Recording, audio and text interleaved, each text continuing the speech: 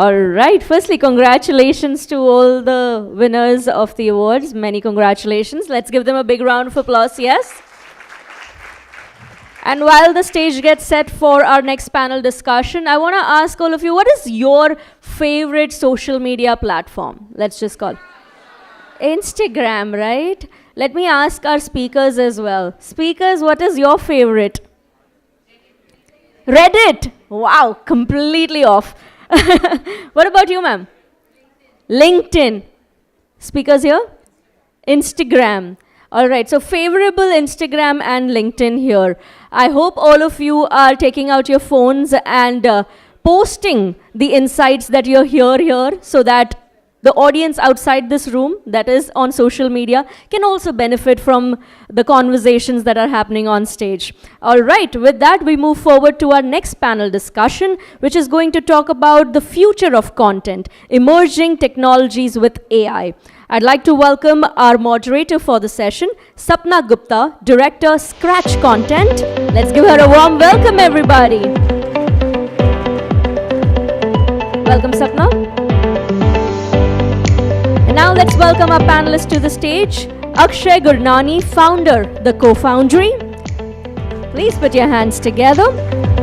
Also welcome Shweta Iyer, Senior Vice President and Head of Marketing at Kisht. Come on, I hope you still have energy, right? Welcome. We also have with us Kavita Himthani, founder Raga One. Welcome, Kavita. We also have with us Lakshya Pachauri, Content and Editorial Head at Purple Style Labs. Welcome. On the panel, we are joined by Siddharth Injeti Balu, founder, First Film Fever. Welcome, Siddharth. Joining them on the panel, we have Anurag Khare, General Manager, Digital Marketing, Corporate Marketing Group, Eon Exchange India Limited. Ladies and gentlemen, boys and girls, put your hands together. And last but not the least, welcome Runa Sinha, co-founder and CEO, White Orange Media Solutions. Hello, Runa. Welcome. All right, you know, the great thing about being on stage is that I can see every one of you. So can we give a collective applause, yes? Let's welcome our panelists. And Sapna, I'd leave the stage over to you. Super. It took 3 tries. Now this is something that AI won't falter with. All right. Thank you so much for the lovely introduction.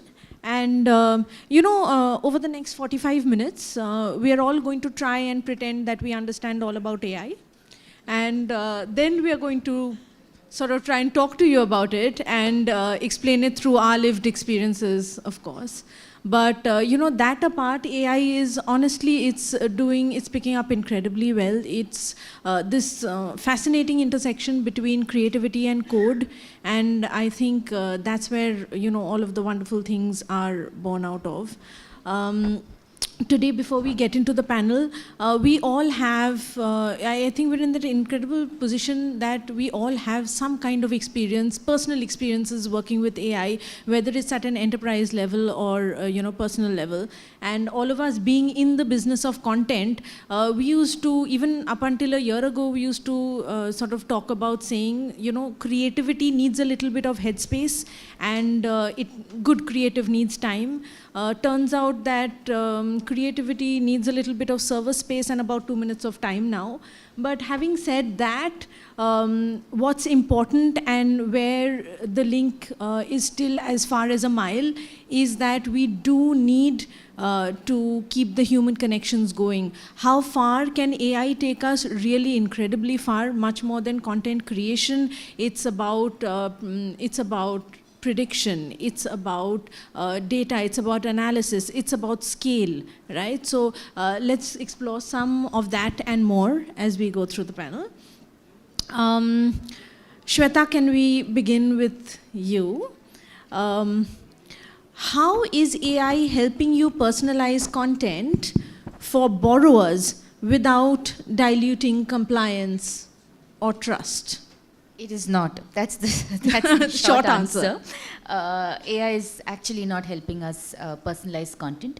What AI does for us, or rather what we are using AI for, is scale. right? If there is a masterpiece of content that is created, AI helps you give different versions of it, right? But bringing in the brand flavor, bringing in the human flavor, the emotion, all of that needs to come from the marketing team. So AI can give you adapts, it can give you versions, at least right now. But personalization has to be entirely by the team. Okay, that's a very interesting perspective. Anyone has a contrarian view to that though in the panel? Yeah, Siddharth. Like in terms of the creative thing also, like she said, like in terms of writing scripts or getting into the creative world, as soon as you use any AI tool, even the Gen Z kids, everyone knows that it's been created through AI. So the moment they know that, there is a disconnection. So it's the human level. Even in the previous panel, the discussion was on how truly we connect to the humans. So we use AI in terms of, I'm purely speaking about the film production and series production and all. We use in terms of the operational side, like how we can convert the creative into a script or say distribute it to different channels, like the creative production side, or say to the people of fashion or to designers, or how we can transfer the script to different departments. But she truly said that I don't see a creative indulgence is giving a greater greater result in terms of AI. It's always the human. Wow. Yeah. Okay. So, Siddharth, I appreciate, your opinion that we are missing the human touch, etc. And I, hold on to that thought, because a whole lot of us creators have been through the honeymoon phase with AI. We've tried our hands at it, and now we think that a collaboration between the human touch and a little bit of AI to scale, as Shweta said, turns out to be, the sweet spot. But Akshay, can I ask you in this respect, now that we know that there are certain pitfalls, etc., there is, like Siddharth said, the possibility of turning off a Gen Z kind of an audience with inauthenticity that usually is associated with AI-generated content, right? So, according to you, Akshay, what are the most common AI adoption mistakes you see agencies and founders making today? Are there any that you have spotted, and what are the most common? Tons, actually. So, just to give a background, I'm pure agency background, 15 years spent at agencies, scale agencies, build agencies.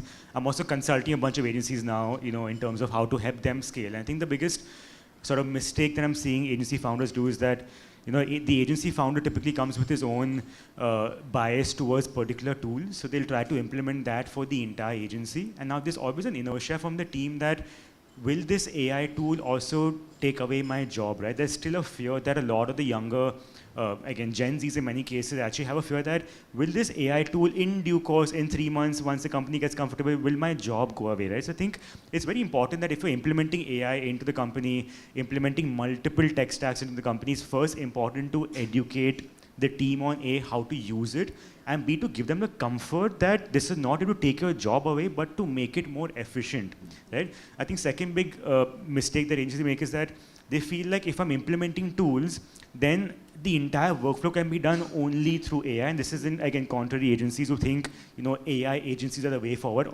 Absolutely not. We spoke about the humanization aspect. We spoke about the human inciting aspect.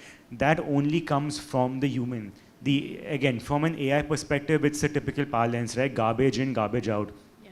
If the prompt is not humanized, if the insight is not humanized, the output that you get from it is absolutely garbage, right? So I think you cannot reduce the intervention of the human being. Of course, the employees in the teams need to start adopting and writing the right kind of prompts as well, but you cannot cut out people just because you've implemented 3 tools in the company, right? I think it's also about how you're educating your clients, very importantly, in terms of how the AI can make the work a lot more efficient and scalable. Again, still a lot of clients still want to do the traditional production. They want to go down the entire shoot route. They want to do the traditional stuff, which is still fine. I mean, that's not like production is going to go out of the system, but people will still use the traditional agencies to produce. But it's also about sensitizing clients in terms of how can we make some of the creation aspect a bit more automated, which means that my teams can be a bit more optimized for those aspects. Okay, so that's wonderful. We spoke about a bit of scale, which Shweta touched upon, and I think efficiency is a huge chunk of where a lot of agency owners and businesses see the value of AI. Now, does efficiency mean that they'll eliminate the entry-level jobs? Absolutely not, like you said. And the way to make entry-level jobs and efficiency work in tandem is absolutely the right kind of education, a systematic adoption of the 2 or 3 tools that you think work best for your system. Of course, there are those glamorous tools that everyone knows of and influencers talk about all the time, and we all tend to migrate to those. But there are a lot of AI tools that do some fantastic work out there, but they are the lesser known country cousins, right? So, I think a little bit of exploration on that front, figure out among the plethora of options what is the best tool for you. I think that's the secret to efficiently adopting AI as well. Yeah, absolutely. I just want to add a little bit there. I see most of the people here are from Gen Z, so I would want to, not for the industry people, I would want to talk for you guys right now. Starting from where Akshay started, the fear of AI. Let's go back to the times when industrialization came in. Did it create fear into the labor class that will take away our jobs? Yes. And it did took away a lot of jobs. But did it give birth to 10 new variants of jobs that we had never imagined? Let's go back to the times when computers came in. I think the masses, for them to learn a simple Excel, how to put n is equal to bracket and a column plus a column formula, for the masses to learn that, it took 10 years. Almost, if I have to crack a joke here, or as long as it took polio to eradicate, the illiteracy of learning MS Office took so much time. That also came with a fear of people losing jobs. Yes, the clerical jobs were lost to the invention of computers. It's the coming of AI is no less than that. The worry here that I see as an agency founder is that we are taking a lot of time to level up because A, there's a lot of chaos. B, there is, in the previous panel, they were saying that there are no compliances. The quality is at stake. So the only thing at an individual level, it's time that you take out, that you make this your top priority of becoming an AI generalist for your own niche, for your own work. Even if you're just a content creator, you shouldn't be spending time in writing captions, thinking hashtags, thinking SEO keywords. Let AI do that for you. And you use your brain for thinking big ideas. How, like everybody's saying here, how you can put the human touch. Let AI do the hard work. You do the hard work. So that's my one takeaway on how to master AI in today's time. A, don't look at it from a fear angle. Learn to master it at the earliest, because the people who are able to crack it now, individuals, agencies, brands, everybody, they're going to win the game a little ahead of others. Wonderful. Now, now that we're talking about being AI generalists, and I think that's a fantastic point, Kavita, can I ask you something, Anurag, right here? All of us have dabbled with AI, right, as representatives of our agencies, of our companies. So how is AI changing the way content gets discovered and distributed on digital? How do you see that from your brand perspective? Yeah, so I came from corporate, and I would like to say digital agencies are actually collaborating with corporate, and they are making enable to use corporate more and more useful or successful AI tools. So I can give you 2 quick examples of my brand. So we have a brand called Zero B, which is a water purifier. Now just 6 months back, we launched a campaign and we just reimagined our tagline as a Bharat Ka Pani. So Bharat Ka Pani was our emotion, but our digital agencies, with the help of AI tools, actually distributed and demonstrated it among the channels, among the tools like SEO or the campaigns. So our purpose was to rebuild our brand in terms of brand visibility as a consumer, as well as to showcase that we can give you means Bharat Ka Pani, which is giving a message that it is the purest water we are delivering in the country. Second is when we supply zero liquid discharge to industry. So it's obviously a solution which other competitors are also selling. But now we are saying convert your affluence into resources. So we are just saying we are not selling anything. We are asking you to make your money with your waste. So these are the examples, and with the help of AI tools, with the help of collaboration with agencies, we are finding a way how we can showcase or distribute our content. So we can have three, four goals. One may be the lead generation, one may be the brand visibility, and one may be the penetration into new markets or new segments. So accordingly, that AI is playing a big role. You know, that's actually quite fantastic, because I think a majority of people still look at AI from the generative aspect, right? How can we create content, etc. But it's so going to be so smooth to A, collaborate, B, generate ideas, C, track, right? Like you said, lead generation is something that you're doing, and AI can absolutely revolutionize that, right? Yeah. So, and make it so much simpler and more intuitive for people also to take part, right? So I think that's a fantastic new perspective to the discussion. Siddharth, I'll go with you next. So, you know, you're from the film background, etc., entirely creative, and one of the more difficult things to create. So, when even generative AI came about, it started with text and everyone went, wow. It moved on to images and everyone went double wow, you know. And then you came to film, right? And that's your medium. How do you integrate AI into film content development, of course? And this, I'd ask you to span across scripts, pre-visualization, even audience testing, right, when it comes to A/B testing, etc. So in what ways have you seen AI pick up in the film space? Right. So before starting that, I just want to tell that AI, first we started testing when I was working with Pocket FM. So the A/B testing and everything, like even a small dialogue or say a small thing before it gets into a human level, we started testing it through an AI, and we used all the performance marketing to test it. So once we get validated with few of the audience around the people around the digital space, only then we are going to convert into a human level. Right. Now when it comes to filmmaking, in today's time, if you are a young filmmaker or if you want to pitch your content to any producer, or say your vision to a producer or any studio in today's time, it has become very easy through AI, because now you can generate a script. If you don't know the how an act 1, act 2, all the technicalities of filmmaking, even if you don't learn it, but if your heart is at the right place of telling a story, then AI can help you to do that. Now you can do the pre-visualization work, and you can create a promo kind of a stuff. This is the vision, or this is the kind of a visual I am seeing to put out there. So once a producer or a studio sees it, and if they get excited, they can give you that kind of a team, that kind of a production help, and you can build your filmmaker career, or you can build your content. So in a way, like the AI is helping the creative or the filmmakers or any sort of technicians who are coming into the creative field, be it editing, be it any kind of, even for VFX.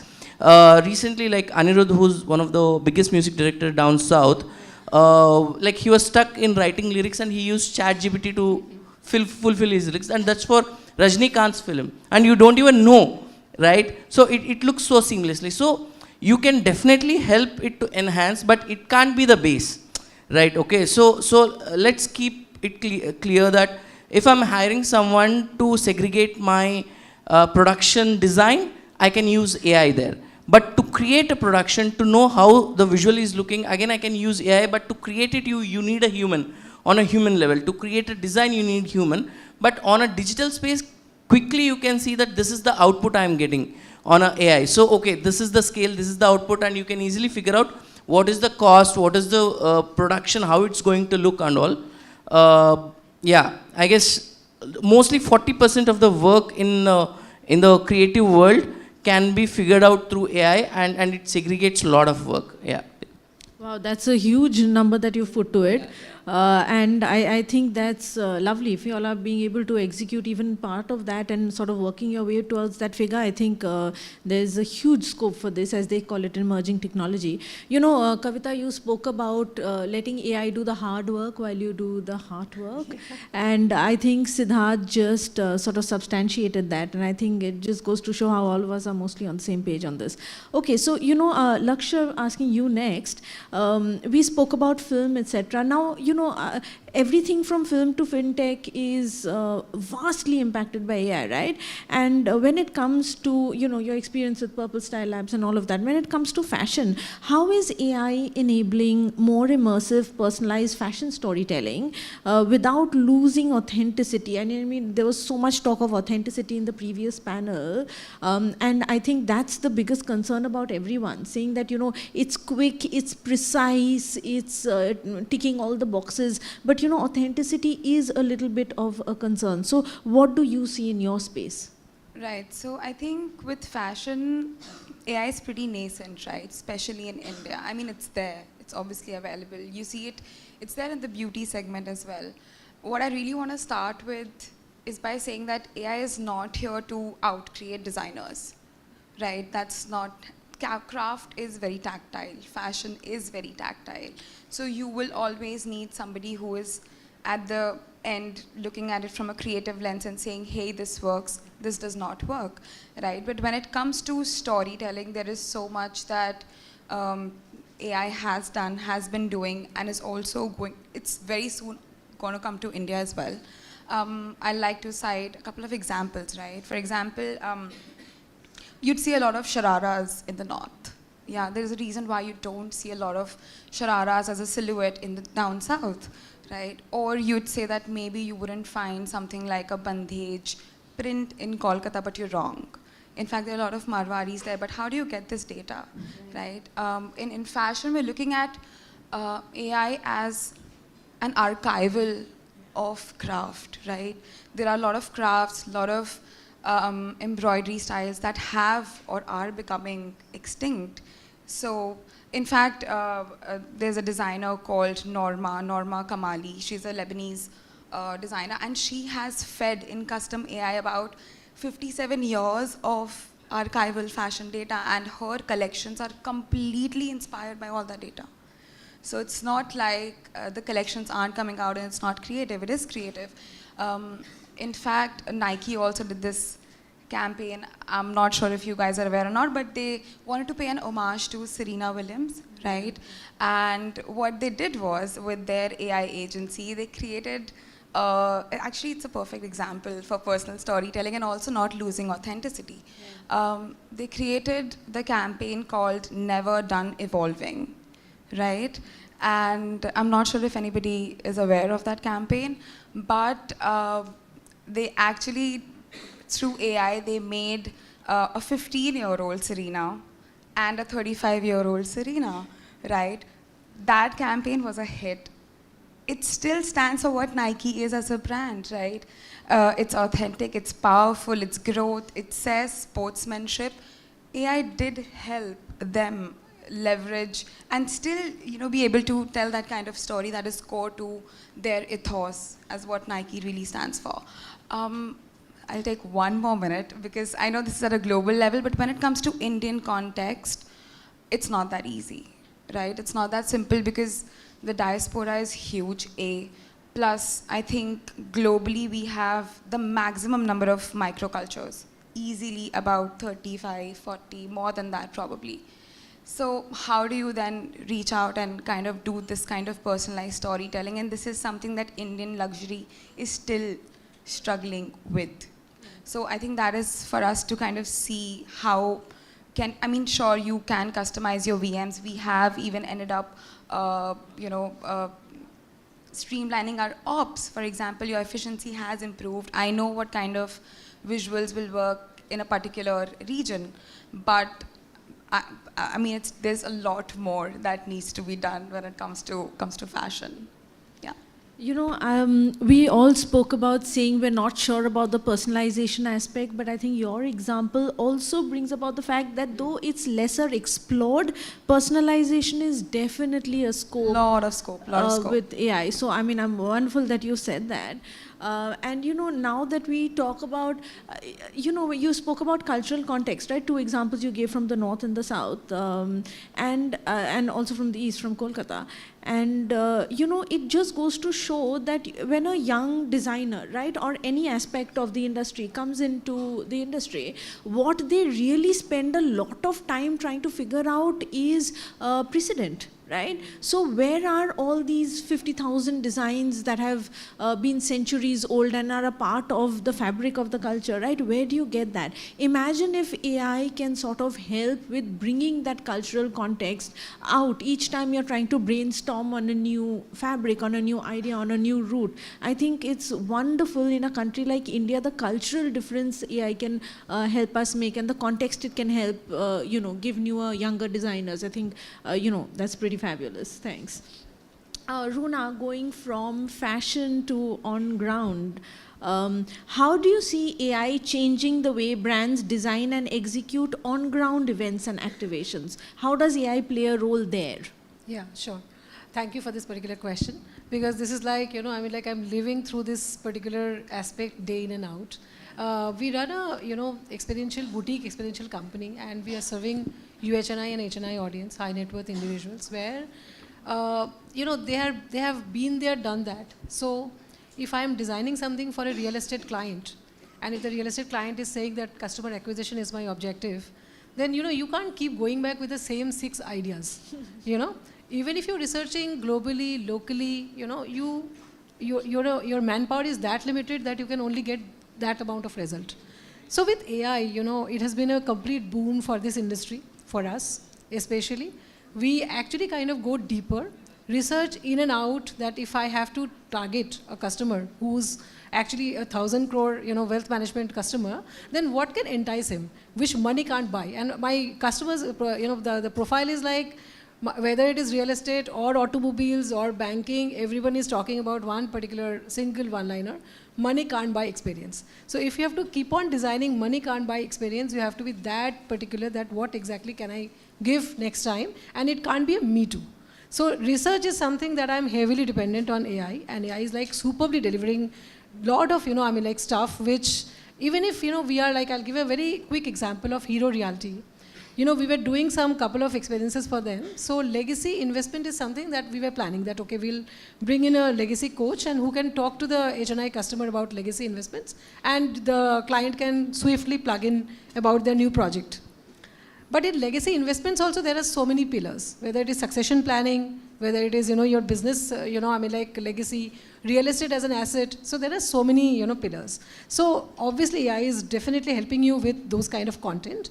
A predictability about the outcome, that, you know, where people can drop off, whether you should do a brunch, whether you should do an evening event, every particular thing AI is acting like a supervisor. But at the end of the day, you can't just kind of, you know, use the tool for strategy. Strategy is 100% human. You have to deep dive into your customer segment, understand what they would like to, you know, go back with and cherish after this experience gets over. Because the event doesn't end there. Event carries forward for a very, very long amount of time. So we have to be very, very particular about the tool and what are the results the tool is giving. But ultimately, it's a human interface. You have to govern each and every aspect when you are, you know, using AI as your interface. So that's where I come from. Wow. So I've just been told that we're sort of running out of time. So I'm going to quickly do 1.5 last questions.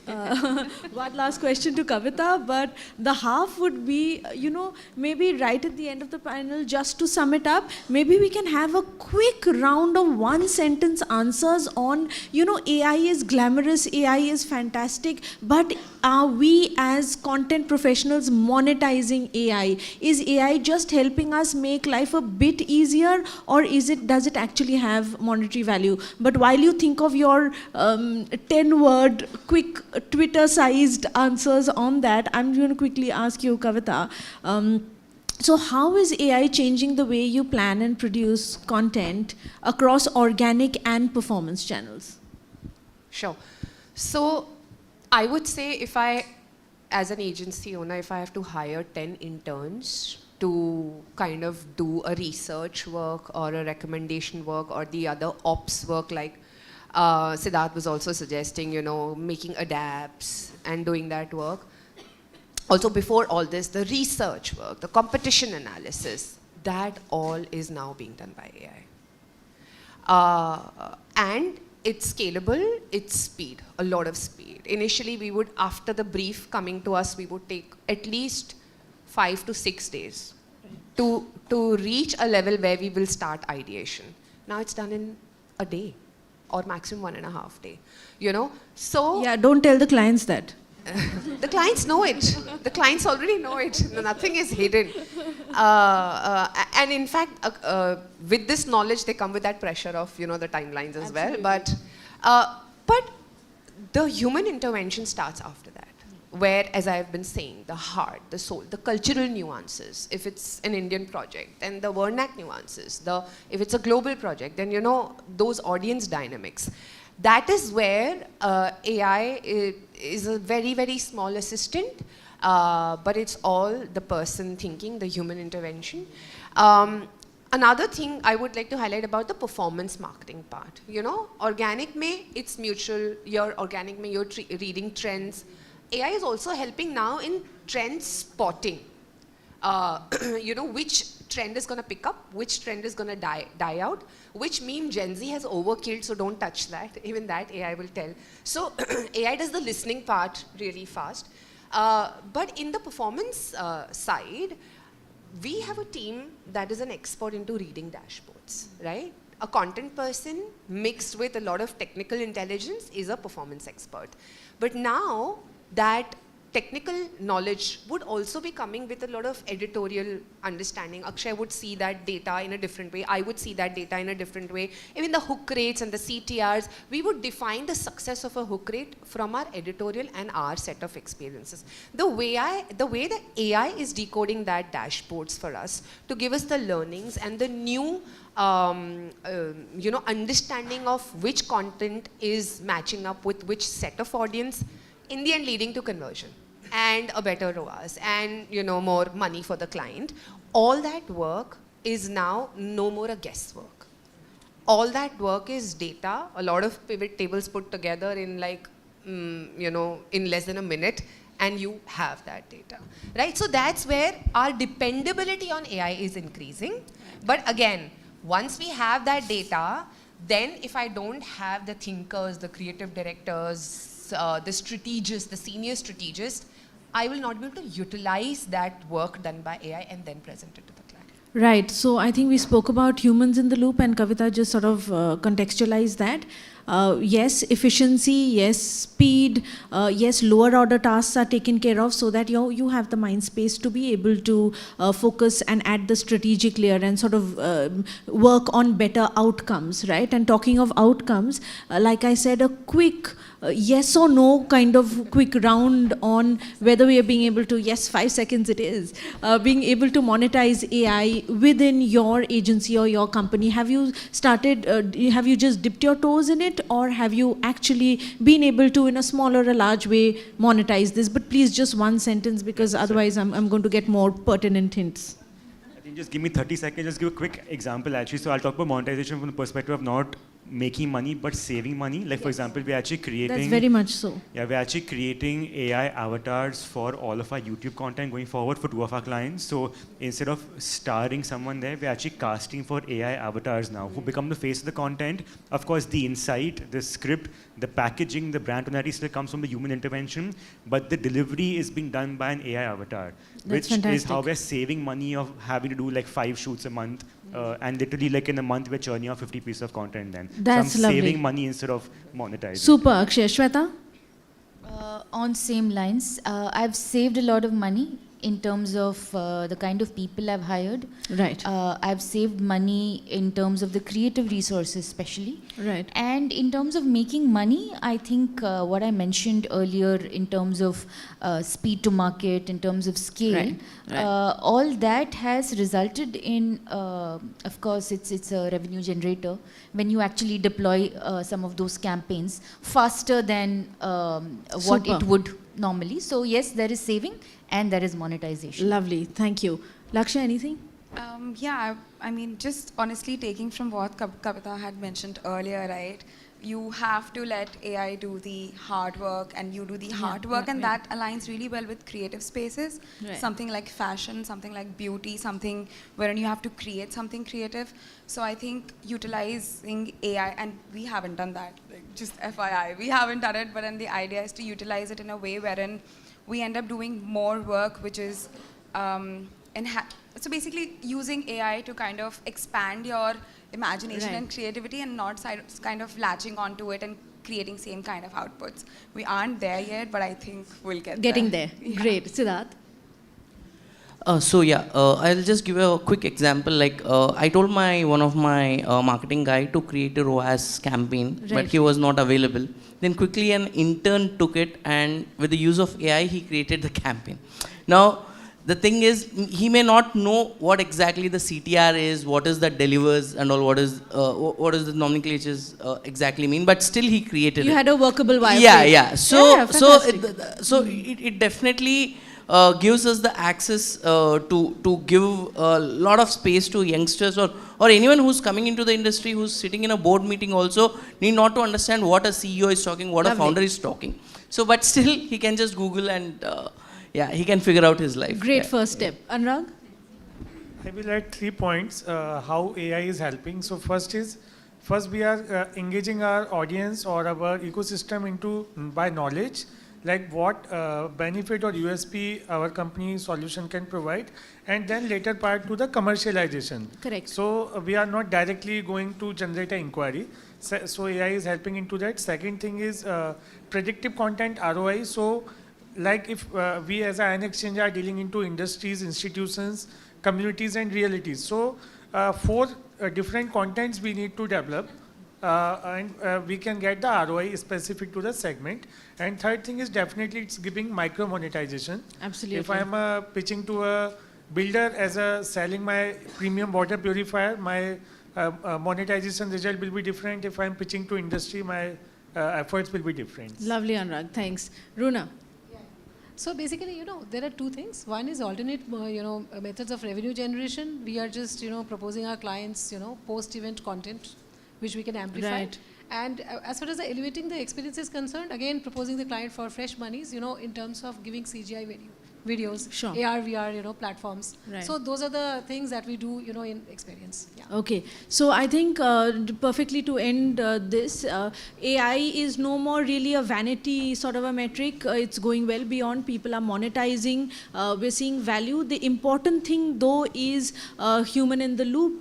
And real connections and to ensure that authenticity isn't compromised in any way. So thank you so much to everyone on the panel. It's been a pleasure.